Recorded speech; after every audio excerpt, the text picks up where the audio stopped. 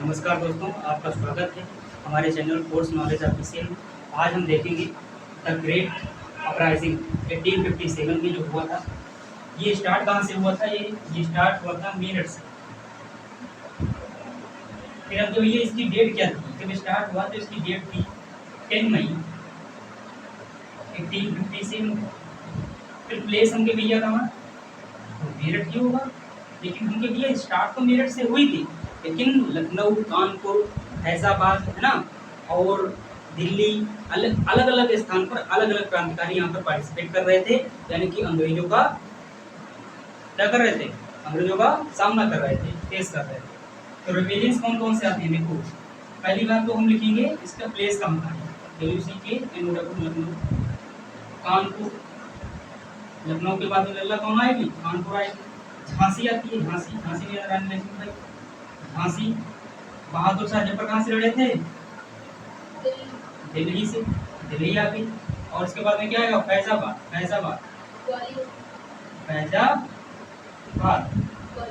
ग्वालियर। ये सब स्थान थे। तो हमके भैया लखनऊ से कौन थी? तुमके भैया देखो, अब इसको हम नोट कर लेते हैं। इसको नोट कर लो, उसके बाद में तो ऊपर हमारे जगह नहीं है ना।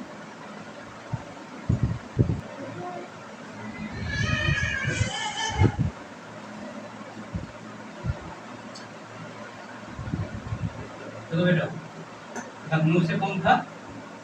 बेगम हजरत महल। कानपुर से दो लोग थे। कौन कौन थे? एक तो नाना साहब थे, नाना साहब। फिर कौन थे? तात्या टोपे। कौन थे? तात्या टोपे। झांसी से हमारी कौन थी? रानी लक्ष्मीबाई।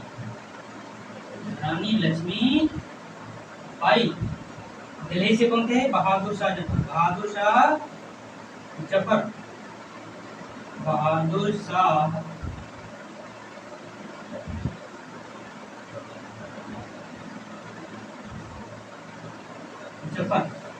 ग्वालियर से कौन था? लल्ला।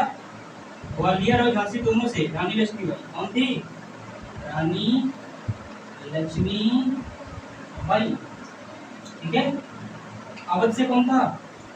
अवध से था वाजिद अली शाह।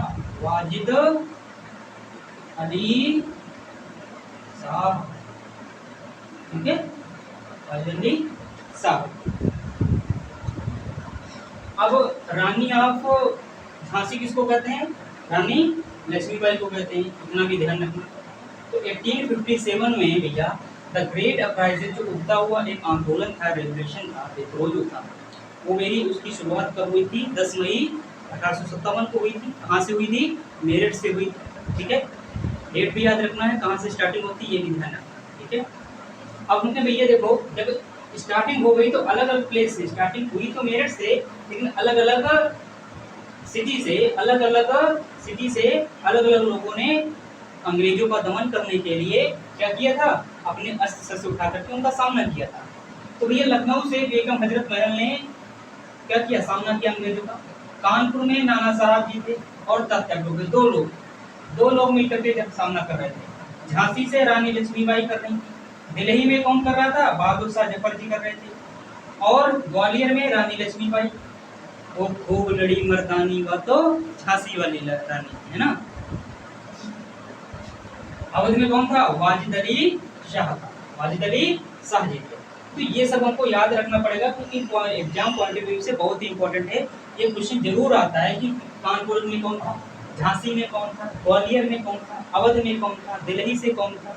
तो ये चीजें जरूर आपको क्या करनी है? इम्पोर्टेंट रूप से याद कर लेना है। ठीक है, अगर मैं कहता हूँ अगर याद कर लेते हो तो कोई भी प्रॉब्लम आने वाली नहीं है।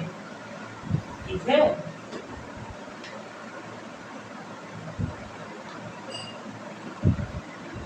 और एक बात ध्यान रखना कि इन्होंने जब अंग्रेज लोगों ने जब स्थापना किया था, मतलब यहाँ पे अपनी ब्रिटिश इंडिया कंपनी की स्थापना जब किया, तो कहाँ से इनकी शुरुआत होती है? तो एक युद्ध होता है, वार ऑफ द प्लासी जिसको बोलते हैं, 1757 में। तो यहाँ पर रॉबर्ट क्लाइव और कौन थे? अंग्रेजों के बीच में हुआ था, सिराजुद्दौला।